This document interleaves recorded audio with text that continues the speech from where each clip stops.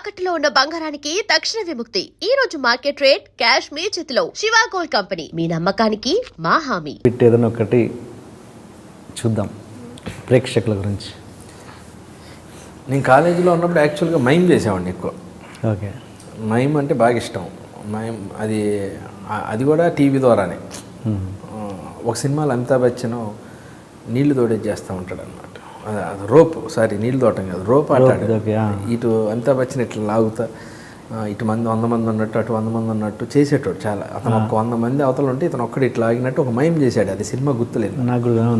అది చూడంగానే ఇదేంటి దీన్ని ఏమంటారు అది ఇది అనుకుని తర్వాత తెలిసింది దాన్ని మైమ్ అంటారని. అది బాగా నచ్చింది నాకు. దాన్ని తీసుకొని హోటల్లో పిండి రుబ్బటం, దాని తర్వాత ఓనర్ వచ్చి తిట్టడం, నీళ్ళు తోడండి అంటాం. నేను చిన్న బకెట్తో ఎక్కువ ఎందుకు తోడటం అని ఒక పెద్ద బకెట్ తీసుకొని దానికి, అంటే చిన్న బకెట్కి ఇలా కడతాం, అదే పెద్ద బకెట్కి ఇలా కట్టి అలా వేసి మామూలుగా ఫాస్ట్గా వెళ్ళిపోద్ది కదా. దాని తర్వాత రాత్రి రావట్లేదు, దాన్ని లాగటం. ఆ మైమ్ బాగా చేసేవాడిని. నేను దాంతో మ్యాన్ ఆఫ్ ది యూనివర్సిటీ కొట్టా కాకతీయకి. ఓకే, అది ఒక సినిమా ఆర్టిస్ట్ పుణ్యం, అమితాబ్ బచ్చన్ గారి పుణ్యం. ఓకే, అలా తెలియకుండా లింక్ అయిందని. మైమ్ ఎక్కువ చేసేవాడిని. దాని తర్వాత మోనో యాక్షన్, మిమిక్రీలు కూడా చేసేవాడిని. కానీ మిమిక్రీ అంటే ఒక స్టేజ్ మీద ఒక 10 మినిట్స్ ఏదో ఒక మాట్లాడుతూ ఎంటర్టైన్ చేయాలి జనాలు. జనరల్గా ఆర్టిస్టులు మిమిక్రీ వాయిస్లు లేకపోతే క్యారెక్టర్ మిమిక్రీ వాయిస్లు చేస్తూ ఉంటారు. నేను ఎక్కువ ఆర్టిస్టులు కన్నా క్యారెక్టర్లు తీసుకునేవాడిని, జనరల్ క్యారెక్టర్స్. యాక్చువల్గా ఈ ఐటమ్ చెప్పినప్పుడు కూడా నేను ప్రతి ఒక్కరికి చెప్పేవాడిని బతిలాడి పేరున. ఏమండి, నేను జనరల్గా మనకి అహనా పెళ్ళంట ఎఫెక్ట్ నాకు బాగా ఉంది. దాంట్లో బ్రహ్మానంద గారు పా అని కొట్టుకుంటూ ఉంటాను. అది బాగా ఉండిపోయింది అసలు. నేను ఇక దాని తర్వాత విపరీతంగా బ్రహ్మానందం గారు నా దేవుడు అనమాట. ఇక అప్పుడు ఆయన సినిమా ఉందంటే ఫస్ట్ ఆయన చూసేవాడిని. ఆ అహనా పెళ్ళంటతో నేను ఆయనకి మామూలు అంతకుముందు నా కర్మే అని చెప్పి చిరంజీవి గారి పక్కన అలాంటివి చేసినా కానీ ఓకే ఇతను ఎవరు భలే చేస్తున్నాడేమో. ఇక అహనా పెళ్ళంటతో పచ్చబొట్టులాగా పడిపోయాడు మనసు. దాని నుంచి తీసుకొని కొన్ని క్యారెక్టర్లన్నీ చేసేవాడిని. స్టేజ్ మీద కూడా చెప్పేవాడిని నేను, బహుశా ఈ మనుషులు ఎవరన్నా మీకు బయట కనపడ్డప్పుడు ఇది గుర్తొచ్చి కూడా నవ్వద్దు, మన తప్పు అది. అంటే చిన్న లోపంతో ఉంటే దాన్ని ఎంటర్టైన్మెంట్ చేయటం అనమాట.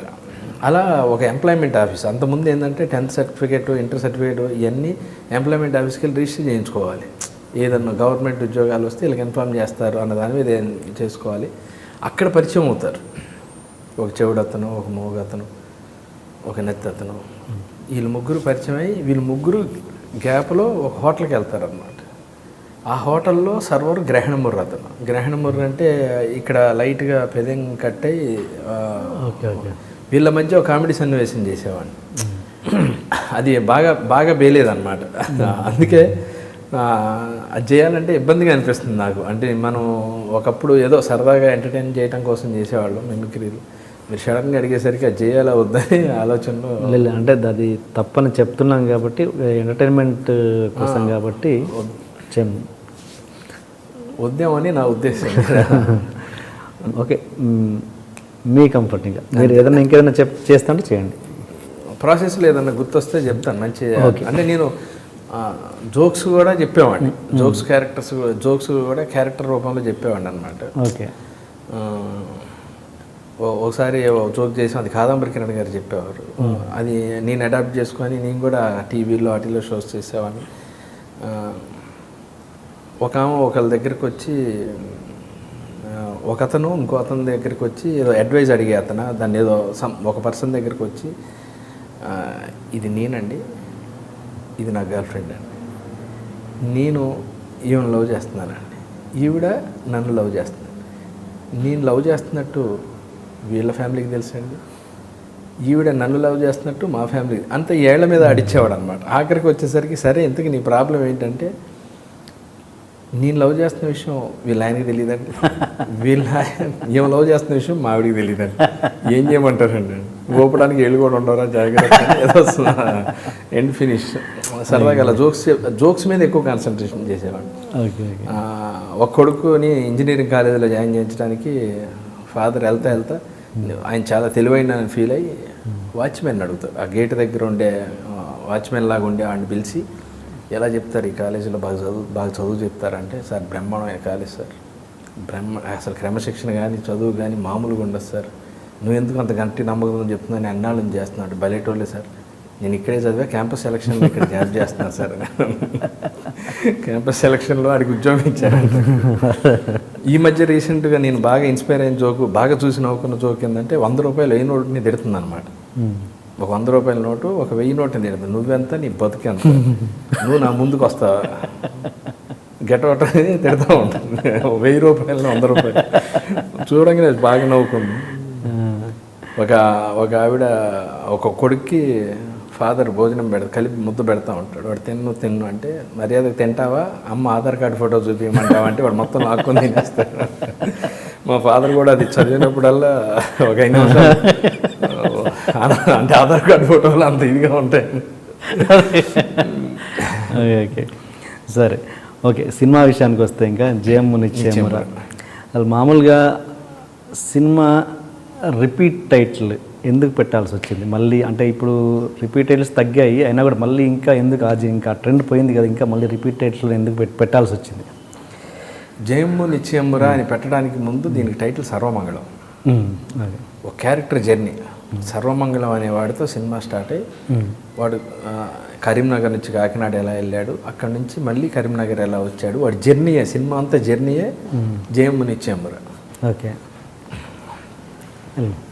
ఈ టైటిల్కి సర్వమంగళం క్యారెక్టరే కరెక్ట్. నాకు చెప్పినప్పుడు సర్వమంగళమే, నేను షూటింగ్ చేసినప్పుడు సర్వమంగళమే. సర్వమంగళం ఫ్రెండ్ కొందరికి చెప్తే ఇండస్ట్రీలో కొందరు పక్కున్నవేవాళ్ళు, సర్వమంగళం భలేగుంది టైటిల్, ఎంత ధైర్యంగా పెట్టారు. దీంట్లో ధైర్యం ఏముందంటే, ధైర్యం అని ఏందన్నా, రేపు బిజినెస్ అయ్యేటప్పుడు ఎవడన్నా డిస్ట్రిబ్యూటర్ కొంటాడని సినిమా, ఇంకో కొన్న డిస్ట్రిబ్యూటర్కి ఇంకోటి ఫోన్ చేస్తాడు, ఏ సినిమా కొన్నవారంటే సర్వమంగళం అంటే సర్వమంగళమా, ఎందుకంటే రమణారెడ్డి గారితో పాట ఉన్నది కాస్త ఊడిందే సర్వమంగళం పాడిందే అని. సర్వమంగళం అంటే అంతా మంచి అని యాక్చువల్గా. ఇలా ఒక చిన్న నెగిటివ్ స్టార్ట్ అయిందండి మా యూనిట్లోని, మా మధ్యనే. మేమేం చేసామంటే అప్పుడు జనరల్ పోల్ లాగా పెట్టుకున్నాం. మా టెక్నీషియన్స్ కావచ్చు, ఆర్టిస్టులు కావచ్చు, వాళ్ళ ఫ్రెండ్స్ని కనుక్కోండి. దాంట్లో 70% 60% సర్వమంగళం బాగుందనే వచ్చింది. దాని తర్వాత నేను ఒక రోజు డైరెక్టర్ గారితో మాట్లాడాను, అన్న మనం టైటిల్ మారుద్దాం, ఇంకేదైనా మంచి బెటర్ టైటిల్కి వెళ్దామంటే సర్వమంగళంకి ఏమైంది సార్ అని. ఒకసారి ఊహించుకో, రేపు పోస్టర్ మీద శివరాజ్ కరుణూరి సర్వమంగళం అంటే ఎలా ఉంటుంది. రేపు ఏదైనా టీవీలో చెప్పేటప్పుడు గీతాంజలి సర్వమంగళంగా చేసిన శ్రీనివాస్ రెడ్డి అంటే చెప్పడానికి కూడా నాకైనా కానీ మన బ్యానర్ SRF ఈ బ్యానర్లో అంతకుముందు వీళ్ళు సర్వమంగళం అని అంటే అలా మీ టైటిల్ మెయినే దానికే అంటే అంటే జయమ్ము నిశ్చయమురా అనుకోండి, ఒక హుందాతనం ఉంది, ఒక కథ ఉంది. సర్వమంగళం కూడా మంచి టైటిల్, బహుశా నెక్స్ట్ నేను పెట్టుకుంటానేమో, ఎందుకంటే ఈ సినిమా ఇప్పుడు ఆడియన్స్లోకి వెళ్ళిపోయింది కాబట్టి ఓహో ఆ టైటిల్ పెట్టారా అని ఇప్పుడు పెట్టుకోవచ్చు. ఫస్ట్ పరిచయం చేసేటప్పుడు మాత్రం కొంచెం ఇబ్బందికరం, అందుకే అప్పుడు ఆలోచించి లాస్ట్కి గెలుస్తున్నాడు. ఇంకో టైటిల్ కూడా స్వాతిముత్యం కూడా వచ్చింది ఆలోచనలోకి. మరీ స్వాతిముత్యం అంటే అది క్లాసిక్, నేను గీతాంజలి చేసినందుకే చాలా ఇబ్బంది పడుతున్నాను. నాగార్జున గారు కూడా ఒకసారి ఇంటర్వ్యూలో అన్నారు, నువ్వు గీతాంజలి కోపం వచ్చింది, హిట్ అయింది కాబట్టి తృప్తి అయ్యా నేను అన్నారు. అట్లా మనం వాటి జోలు వెళ్ళొద్దు, మన ఫ్లేవరు నేటివిటీ ఫ్లేవర్. నువ్వు క్యారెక్టర్లు తీసుకుంది కూడా జంధ్యాల గారి తరహాలు, ఇన్నోవేటివ్ క్యారెక్టర్స్, కొత్త క్యారెక్టర్లు తీసుకున్నావు కాబట్టి జయమ్ము నిశ్చయమురా పెడదాం. ఒక కామెడీ సినిమా, అది ఓ మంచి హిట్ సినిమా, ఆ ఫీల్ బాగా అటాచ్ అవుద్ది అని నాకు కూడా ఆయన బాగా ఎడ్యుకేట్ చేశారు. నేను ఆయన ఇద్దరం మాట్లాడుకున్నప్పుడు బాగుంటుంది అనుకొని జయమ్ము నిశ్చయమురా ఫిక్స్ అయ్యాం. అది ఈరోజు ఆ ఫాంట్ కానీ, వాళ్ళు అనిల్ భాను వాళ్ళు ఇచ్చిన డిజైన్ కానివ్వండి, ఆ డైరెక్టర్ గారు దాంట్లో ఇంప్రూవైజేషన్ చేసిన ఏళ్ళు కానివ్వండి, ఆ నవ్వు మొహం కానివ్వండి, అవన్నీ బాగా ప్లస్ అయ్యి ఒక చిన్న సపరేట్గా కనపడింది. అంటే అదేనా నేను ఏదంటే రిపీట్ టైటిల్ ఎందుకు తీసుకోవాల్సి వచ్చింది, ఇంకేదైనా అందుకోసం అంటున్నాను. ఏదో ఒకటి ఉండాలి సార్. ఇప్పుడు కొత్త టైటిల్ పెట్టవచ్చు,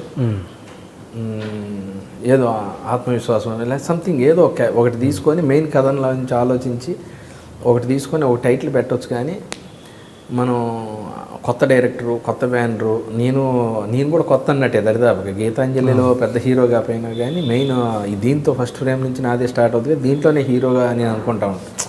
గీతాంజలిలో నేను హీరో కాదు అనుకోండి యాక్చువల్గా, నా కథ ఇది. ఇప్పుడు నేను ఫస్ట్ టైం చేస్తున్నా, ఒక కొత్త టైటిల్తో వెళ్ళి దాన్ని ప్రజెంట్ చేయడం కన్నా ఆల్రెడీ జనాల్లో నానున్న టైటిల్, ఆల్రెడీ ఒక ఫ్లేవర్తో మన జనాల్లో ఉన్న టైటిల్తో వెళ్తే బెస్ట్ అని జయమ్ము నిశ్చయమురా పెట్టడం జరిగింది.